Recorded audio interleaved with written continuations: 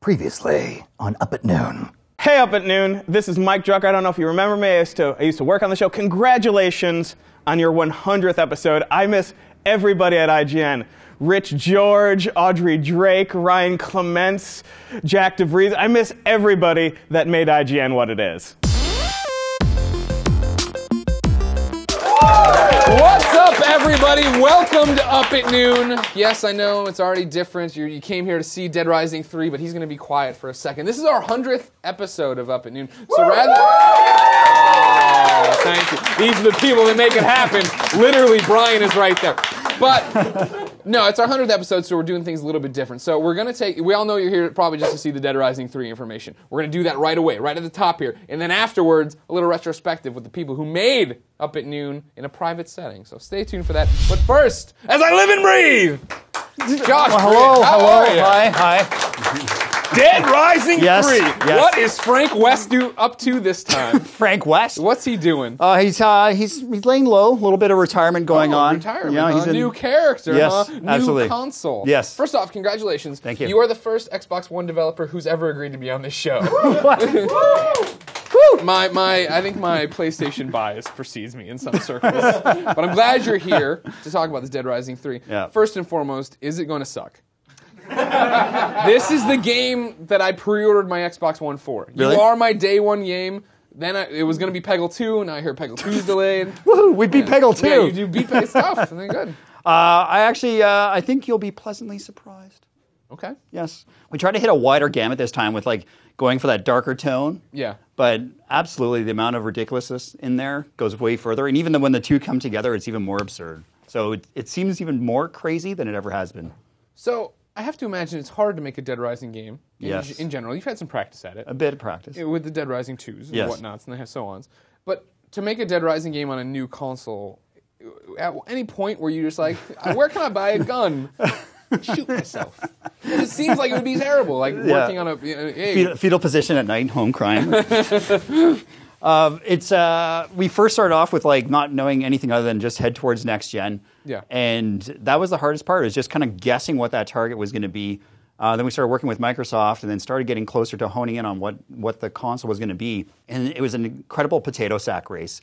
We'd kind of get a little bit further ahead and kind of understand some things, hit a wall, they'd help us. Yeah. And it kept going back and forth. And it's exciting and incredibly scary all at once. Night terrors, not uncommon. Cold sweats, but where we're at now and everything we're going to show, I hope everyone's super stoked because it's actually just insane what we've been able to do now. This big open world, no more load screens, more zombies than ever before. Yeah. Can't have enough zombies. Right? And then still maintaining all that density, just going into all the stores, now houses, basements, roofs, and it's just the freedom is really, really exciting. All right, so you guys made a big splash at E3. That's Yes. where I was like, the open world zombie game I always wanted. You guys sit on stage, and I was like, check in, whatever, let's do it. Had you at hello. Hello. What is the game about? We don't know. Oh, damn it, I knew you left something off the drawing board.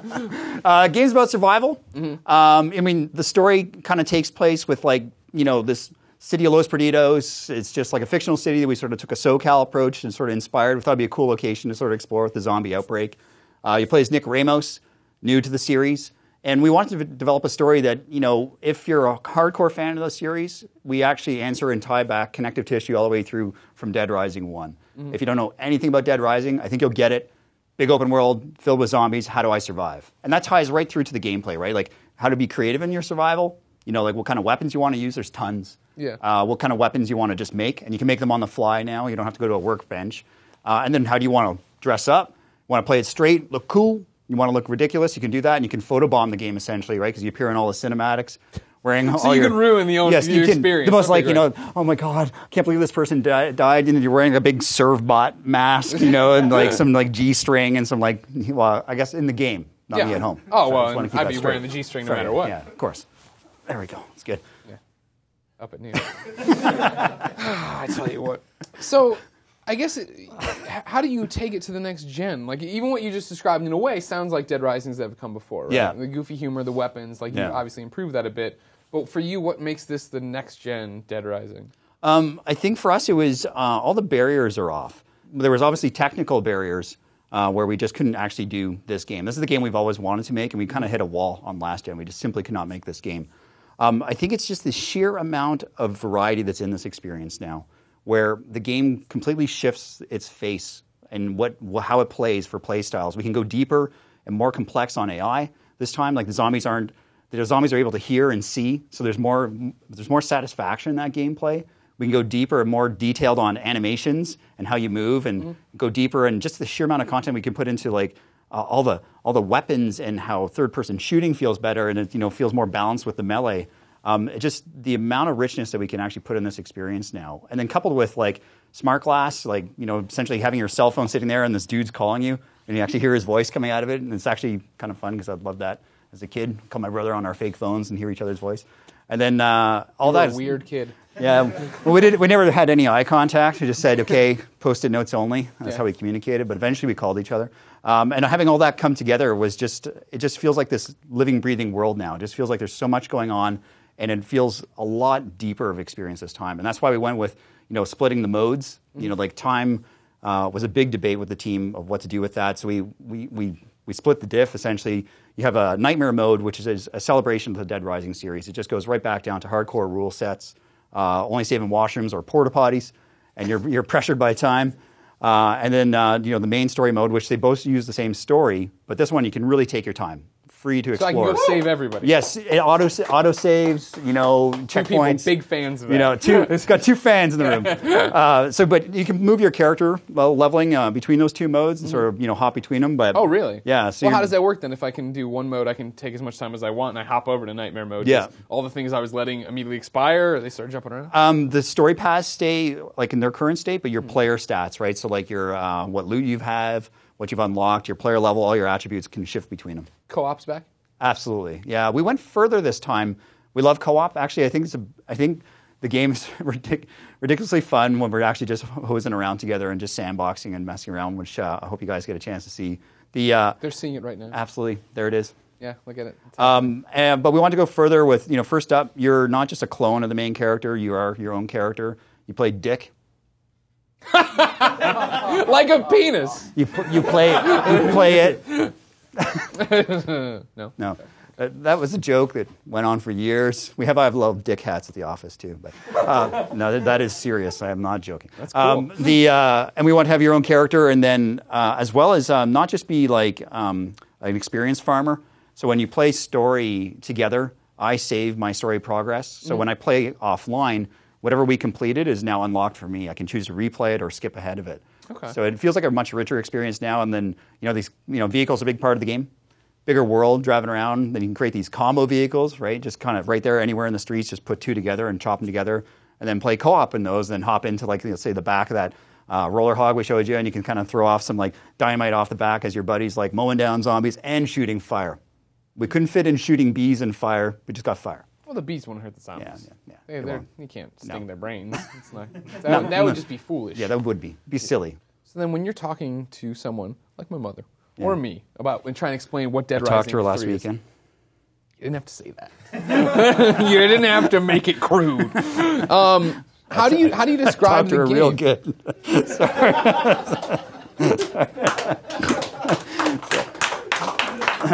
Sorry. I'm disappointed I laughed saying it. Sorry. I'm disappointed in a lot of things about this interview. When you talk about Dead Rising, do you talk about it as open world, do whatever you want, or is it story? I mean, like, what is there a narrative thread here? Or because like when you showed up and started playing the game, it was just like, go nuts. Look at this crazy dragon shout thing we made, and you're like blowing zombies. I'm like, this is awesome. Yeah, we've been holding back on the story a lot. We just want to make sure that everything that you can do in between story was interesting, and it was a richer and deeper experience, and a lot more variety than ever before. Absolutely, there's a story. There's a main story thread, that follows Nick trying to figure out how to escape this city. You find out more about different factions just trying to survive in this world, right? You'll end up with yourself essentially being at the middle of all this. But, the amount of side missions and psychos are back as well. Okay, good. There's an incredible amount of variety just in the optional little story threads outside of even the main story. And, of course, multiple endings are back. We love those. Some of them are pretty absurd. One fan of multiple endings. Everybody else, I just want to play through. Yeah. What's the story here? So what do you think are the biggest lessons learned from Dead Rising 2? Because you figure for Dead Rising 2, I reviewed it originally, I gave it like an 8, and then like the DLC was kind of all over the map, or whatever the episodes, I should say. Yeah. And it seems like people were like, I kind of might fill with Dead Rising 1. What did you guys learn coming into Dead Rising 3 then for that? We're trying to avoid just repeating and taking a bigger risk with redefining what the vision of Dead Rising is. And holding on to things we still think is sacred, like obviously humor is in there, but then pushing things more like horror, which I guess was sort of implied in the past and kind of really cheesy. Sure. And trying to bring that up so it's more of a balance, so it has a freshness to it. I think the biggest lesson learned in creating this game is as soon as you take out and start redefining a vision, let's say okay, we're not going to pressure you on time. Yeah. You pull out a few of those things and you realize, oh my God, there's so much more game we have to design now, right? And that was a big learning experience of okay, so great. We learned that from DLC, not from DLC, when we did Off the Record for Dead Rising 2, and we did a sandbox mode, which essentially says no time limit. Yeah.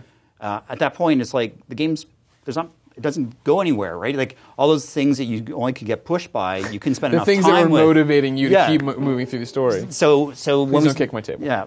Please. And then those things that are there we go, timing. And then why are you clapping for that? As soon as we took those elements out, it's there's an incredible amount of game that has to be developed and defined, and actually blessing as well, right? Because it got the whole team motivated on actually pushing that bar of combat further, which before didn't need to be because there really wasn't enough time to really be challenged on that. Sure, and just now mow everything down and get to your next objective. Right, and then getting more variety in the zombies so there's some depth even in the horde, right? Having these big marquee guys, we call him like a big football player, and the last thing you remember is doing is trying to tackle you. He's a little more enraged, and as opposed to just everything's the same. So. And that blessing results in a richer experience, and it feels fresh now, right? It doesn't feel like we're just doing a complete retread, which is good, but it's still Dead Rising, and you can still tell, and you can still see it all in there. And I don't think we could have easily have done this when we developed Dead Rising 2, because we need to learn from that, right? Sure. Working closely with Japan on Dead Rising 2, and as well as when we started on Dead Rising 3, to start now taking some of those risks, and that's what we've done with Dead Rising 3. Well, great. Josh, Dead Rising 3 looks great. Thank you for making me pre-order an Xbox One. Give me a handshake there, buddy. Thanks. Cheers. No problem. For real, the game looks really good. Speaking of really good, Greg Way, Up at Noon's been decent for about 100 episodes now. So we're going to get together with the creative minds who make the show to talk about how we thought it would never make it this far.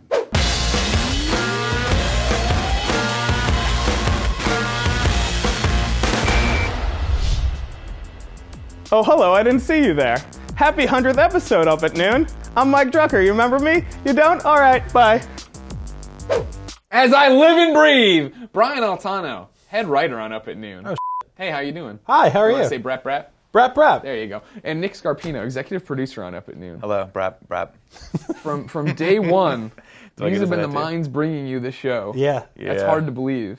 It Brian, is. first question, first and foremost, how many episodes did you think we would make before we got canceled? Well, two. Did you say two? That was your guess? Were we those pilots? Well, remember we did those two pilots that were like... The original pilot was called The Greg Miller Show. Yeah. And I think we should have stuck with it. That's lie. what I wanted to do. But I think that the pilot... The argument was that if I ever left, this is Fran. If Greg ever leaves, somebody else will take it. If I ever leave, Up at Noon is done. If Brian ever leaves, Up at Noon is done. If Nick ever leaves, Up at Noon is done. Yeah, but you're not going to just change... I don't even know where... We're not just going to put my name in somewhere. Yeah, we're not just going to put Brian Altano. Well, I think we were expecting this show to be such a huge success that... Well, we could just cycle in hosts like the Daily Show? Yeah, it was like, it was going to propel all of us to stardom, and then they needed it to be a shell to... Oh, no. I never thought we would get more than 5 episodes. Wow. 5. Yeah. And that was the 5th would have been the animated Christmas special that none of us were here to do. Right. Somebody signed some sales contract somewhere that was just hey, now Brian and Greg will be paper bag puppets, and Nick will be on the side smoking a cigarette. And what's your favorite joke we've ever done on the show? It can be segments. Die Hard was pretty awesome. Die Hard was great. When I got slapped, that's what made that one. Trevor from GTA hitting me in the face with a bagel recently was nice. Right. I loved working with Michael Winslow. Mm-hmm. I loved working with Raphael from Ninja Turtles. Sure. That was fantastic. One of my favorites that we've ever done was, it's just because like I'm, again, the 80s, when Paul Bearer died from WWE, and we shut down all the lights in here, and we made it seem like The he was Undertaker coming back. noise and The like the Undertaker green theme song. Yeah. 'Cause it was so unbelievably inappropriate. yeah, like No, it was in good. I think that's one of the jokes we're able to skate a lot of jokes. I think because people know I'm a real fan. Yeah. Right. And I loved Paul Bearer. What's amazing loved is The that, and a Undertaker. lot of people, you probably know this just by watching the show, we don't get a lot of time to rehearse these bits, and sometimes we'll get maybe once or twice before we do the show, and that's it. And so the Paul Bearer joke, for instance, I was like, it had one of those nice cycles where it was funny, then it went on way too long, and then it was gone for so long that it circled back around. yeah, to funny it was amazing how that It's happens. just like, wow, this is really messed up. Oh, it's funny. I kind of learned that And then we're back to like the kind circle. of sphere of terror that comedy falls in on this show Yeah, sometimes. yeah. Where it's just like, oh man, this is so bad. Save it, please, please, please. Yes, we hooked on. Well, I mean, Like, that's the we- thing with like when we couldn't come up with a funny Watch Dogs delay joke, so we did 14 of them. Yeah. Like none of those jokes would have been that funny on their own. No. But in a row of 14 terrible Watch Dogs. Oh no! jokes, it's So the- what was the one we did with 12? There was one that was the monkeys jokes. 12 monkeys, yeah. jokes. That was really funny. The Watchdog 14 jokes in a row. It got to 10, and I looked over at the audience. The and audience was- loved it. Yeah. They were a couple of them were like, how many more of these do we have to Yeah. sit through before? And No, then by you're- 13, they were just there. We have an about awesome audience. This also kind of annoys me. My mom, I had to tell about this the other day. Apparently, everybody drops out after the interview. So if you want to be in the Up at Noon audience, it's go.ign.com/Up at Noon for details. Explains a Yeah. lot. Go there. Like, those are real people, and they are the most dedicated, awesome people. And they come here, and there are the weeks where they like are uproariously laughing, and there's other ones where we're like, There's a couple of them, yeah. Nick, what's your favorite joke you've ever done? I mean, anything that I was in. Your segments have been good lately.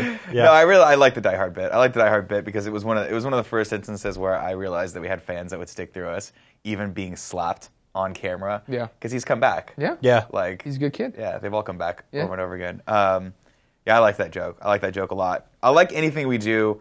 I like that and this. The best bit I think we've done is the one where Brian takes you on the magical ride. Oh, my once we cancer found out trip. he had Yeah, cancer yeah, trip. yeah. That was and wonderful. he keeps peeing on Shannon Doherty's lawn. Yeah. Yeah, And that- again, another great reference to things that no one knows anything about. On People are this not like, Up oh, at that Noon. girl Yeah, who got a I- GED or whatever that commercial she's in. Obviously, Mike Drucker opened the show with the previous thing on. He's been in a few of the little skits we've been doing throughout this thing. I mean, Drucker was lead writer for Yeah. that first, pretty much the whole year. Yeah. And like, when did he leave? Like, Right around, he December? actually left perfectly almost on the year note. He the left year. like early December. He Right. gave me the notice that he was leaving mid-December, I think. He said, I don't think I'm going to come back after the break. And I was like, that's cool because we're probably not going to Have a show. have a show. We're not gonna have a network for this show. We'll see what Yeah, it happens starts next. the whole start thing. But it ended up working well. I was like, well, good luck to you. I thought he was just Yeah. going on some sort of like stand-up comedian tour or just someplace in like a place in the United States I'd never heard. No, late night with Jimmy Jimmy Fallon. Fallon. Yeah, Yeah, kind of a big no, deal. and I was in the room with him writing the show when he got the call that was just like, you have an interview with Fallon, and it was like watching somebody descend to heaven. Wait, ascend. Ascend to heaven, yeah. Where is heaven?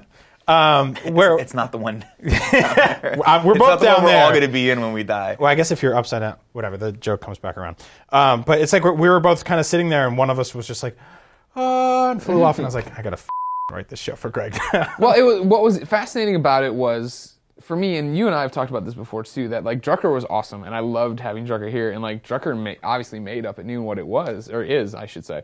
But like when he left, and it was like, all right, you guys are in charge now, and Yeah. you stepped up to be lead writer, and I just got to bounce ideas. Suddenly the show became a lot more personal. Yeah, Before it was yeah. totally like, I could have died. I could have left. Yeah. I could have done whatever, and then they would have subbed in another host, and it wouldn't have been that much different. Totally, and it's like it kind of started when I started writing the show. I kind of thought of you as my puppet. Yeah.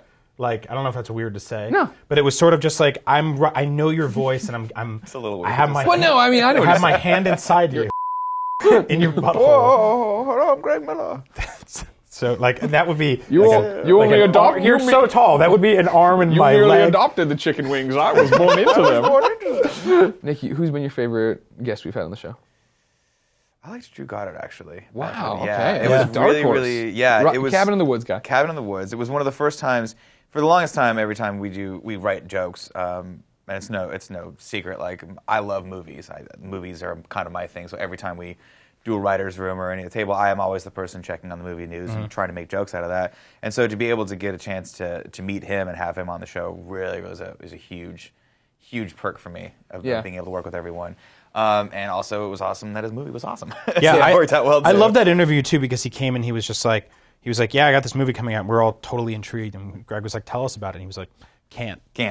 And I was more intrigued than anything. And then you blankly stared at each other for like 30 seconds. Yeah. Like, awesome. How the hell? And I think you even asked him the question, like, how do you go about, doing press for a movie that you can't talk about? And he's like, well, I'm doing it right now. Yeah. Then we high-fived. You guys high-fived. Yeah. He's super tall, too. Yeah. But yeah, just getting to meet him, and I can't even think back through all the guests. I mean, all the, just like getting Kenji Inafune. Yeah. It's okay, don't Excuse worry. me. To they're gonna tear me apart for that one. Getting him to do a Mega Man bit. Yeah. Come on. That was cool. Yeah. Like, Like I'm showing not sure- him Mega Man characters and having him reject them. Yeah, I mean, I think we pitched that to him, and he was like, "Whatever, you guys are idiots." Like, Yeah. is this the next thing I have to do? That's before always we the get weirdest together? part of this job is this sort of like anything happens here at IGN, right? Like yesterday you got a bunch of cats delivered to the office. No one could have guessed that. True. You just don't know that's going to happen. Yeah. Someday you get, oh, there's an email to the whole company. There's a bag of cats in the other room. Go have Yeah. fun. But we'll get an email that's just like, hey, the voice of, Joker is here or Batman is here. You have 10 minutes to come up with something cool for him. And it's like, okay. Well, I think that's also one of the other things I like about the show is being able to, like, voice actors are a different breed, right? Yeah. Right. They're a lot more accessible. They're a lot cooler. They're a lot more just down to do whatevs. And like meeting Troy Baker, Nolan North, and Ashley Johnson, like those people, they're cool, and we're hopefully going to be, able to hang with them forever. Yeah. As we sort of, as the show progresses, as their careers progress too. So, being able to meet them on that level has always been really, really cool. Voice actors are kind of, they're our industry's celebrities. Right. But they're still young at that. That's what's fascinating we're about all it. young at this, right? Sure, and sure. That's the kind of cool thing about it. But I mean, you figure I think a year and a half ago, or no, I guess more like 2 years ago, right? Before Up at Noon, if somebody were like, oh, do you want to interview Troy Baker? You'd be like, nah. Yeah. I'm good, thanks. But like Up at Noon is such a different interview, and now that people are finally starting to connect the dots between who plays the characters they play in a game, that's why people are interested to do it, and that's why it's fascinating to talk to these people who for years have been. I mean, Nolan North's been doing this forever. Well, let's think Nolan 2 years ago, he was every voice. Right. There was no one else to talk to. But I mean, that's why I like the show, and that's why Thursdays. We film on Thursdays and we post on Mondays. But that's why I like looking forward to those, because part of creating stuff for online media is you have to sort of kind of cater to the fans, right? You have to give them what they want, but we also get the opportunity every once in a while to shed a little light on something that fans might not really know. Yeah. Right? Which is like, who is Troy Baker? Troy Baker's a super cool guy, super talented. He's the voice of pretty much everything Nolan North's not the voice of. Yeah. Right? But that's something if you're a huge gamer, you should be interested in. If you're not, let us show you why you should be interested in it, right? Yeah. And that's why I think the power of the show is like, we're just skating that nice line of like not really having to grab huge exclusives to stay on TV because we're online. Yeah. And we can basically just invite whoever we want to our Right. house to hang out with us, Well, that was the big thing. Remember when I remember when we had the meeting about, all right, we're getting this thing with Start, we're going to do these YouTube shows. Like, you called a meeting, we were all in it, and like, you're like, we want to do this like late night kind of thing, and I thought we were just there to shoot ideas, and when you're like, we'd like you to host, Greg, I was like, holy number one. But then I was like, what is the show? And we ran through ideas, and I was like, I don't want to do an interview. I hate doing video interviews. Video interviews are terrible, Right. theoretically, in video game journalism, right? Yeah. Because it is, the camera's here, the interviewer's behind it, and then there's a guy in front. And I say, what's your favorite color? And you say, my favorite color is blue because da-da-da-da. And it's Right. like the most Please canned, rephrase the rehearsed. question in your answer. Exactly. It's the most canned, rehearsed stuff, and I had stopped doing those at IGN in general. When I go Yeah. to events, I'm like, Yeah. my preview will speak for itself. Me doing something on the podcast will speak further. So when we decided to do it, it was very much that we're going to sit down and we're going to do these interviews that hopefully, and I think we still stand with it, you can't find anywhere else in the industry, right? That we're going to have the chance to, do 15 minutes with Walt Williams about, like, how did you write Spec Ops: The Line, and then what other do you want to talk about? You know what I mean? Right. And when we bring Nolan North back for, like, he kicks off a month and ends a month, and we're just like, so you're back. What do you want to talk about now? You know what I mean, you got Solid Snake drunk on this show. Yeah. Like, Yeah, who yeah. else can say they've done that? That's Yeah. crazy. Yeah, Like, the booze was a nice touch. yeah, the Hader was a cool guy too. That's another Yeah. one of the awesome. I mean, we've had every guest we've had in has been super cool. When Brian and I hung out and walked around all of San Francisco with Jason Mewes for a day, Yeah. we're like, okay. yeah, it was insane. Growing up a Jay and Silent Bob fan, I never thought that would be my life one day. Yeah. That Jason Mewes would walk through the front door of my office and we would just bum around. Not only that, but that people would be walking down the street and be like, like, Beyond, Brap, oh, Jason Mewes?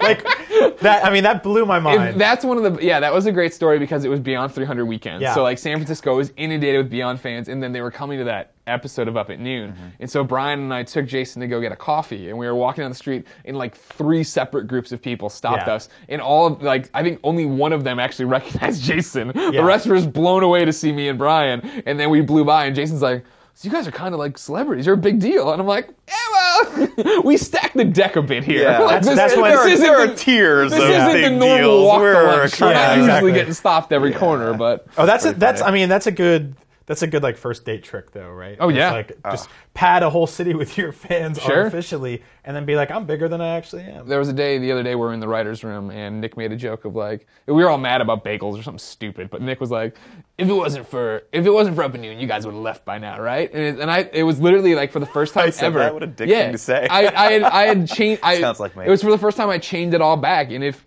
it wasn't for Up at Noon, my life would be 120% different. It would. I remember distinctively having a conversation with you where you were like, I'm always going to review games. I'm always just going to write for the site. Yeah. I'm never leaving. I'm never doing anything other than just what I'm doing right now. And when you said it in that Up at Noon meeting, I was like, I'd still be just on the PlayStation team. I'd be leading the PlayStation coverage. Colin I'd wouldn't be reviewing pulling his video hair games. out every 5 seconds. Colin would have quit. He'd be a surfer somewhere probably.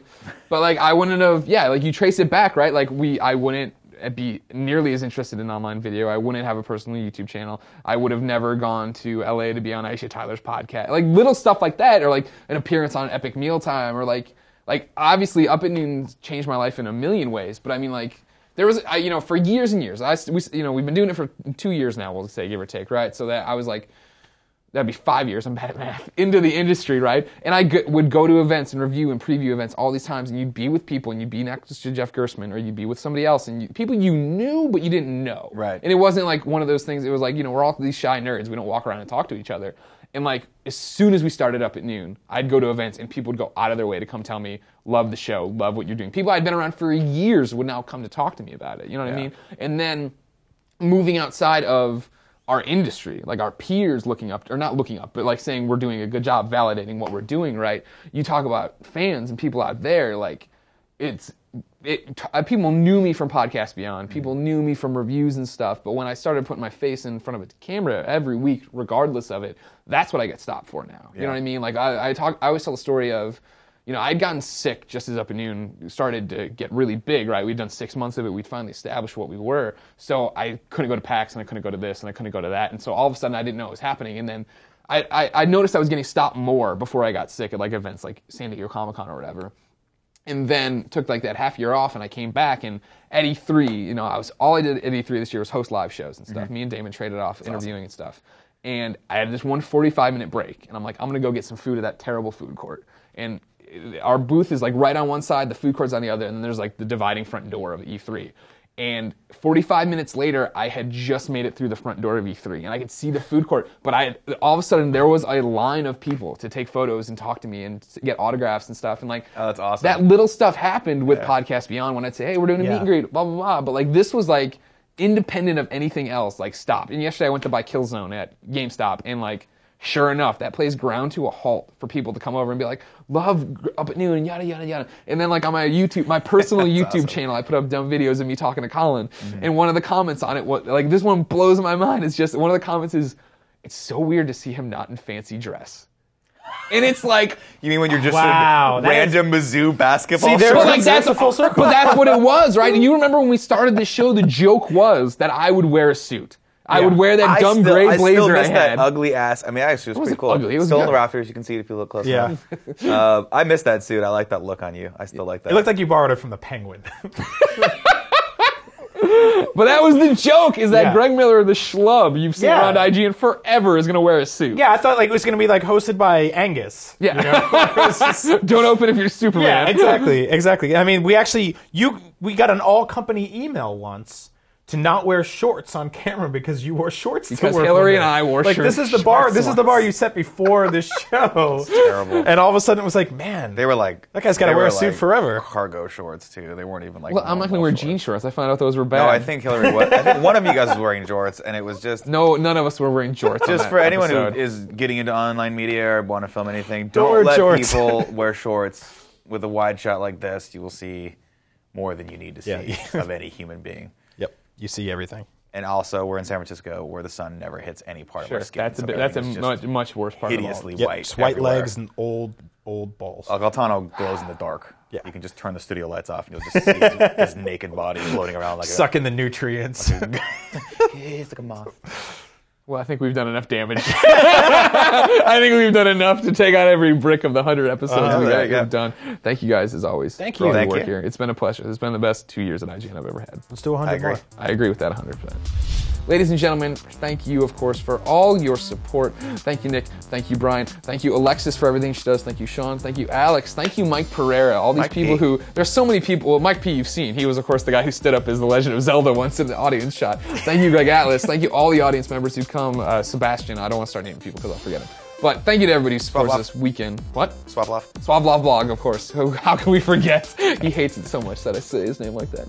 Thank you, everybody, for all of the support. This show obviously wouldn't be on the air without you, so you guys make it happen. Oh, and thank you so much, I'm sorry, to Josh Bridge, the guy who came by with the game this week. The Dead Rising 3 that you saw right before that. Sorry. Earlier. Filmed on different days, kind of forget everything. Ladies and gentlemen, it's our pleasure to bring you Up at Noon. Remember that each time we post one of these, it's Monday at noon on IGN, that's Pacific time. You can swing by for the first hour, talk to Brian and I in the comments on the IGN article. Then make sure you check out all the old episodes. Make sure you want to be in that audience. Again, you're probably not even watching anymore, I've discovered, Mom. Go.ign.com/Up at Noon for details. We'll be back next Monday with Kevin Eastman, one of the creators of the Ninja Turtles. Ooh. You better figure out a turtle talk for that. I better, that's going to be great. Yeah, I'm looking forward to that. But until then, I'm going back to bed. You think you can take my place, Nick Scarpino? You ain't never gonna be me. You may be handsome, you may be smart, you may be clever, you may be the right height that a person's supposed to be. But you know what I have that you'll never have? That's right.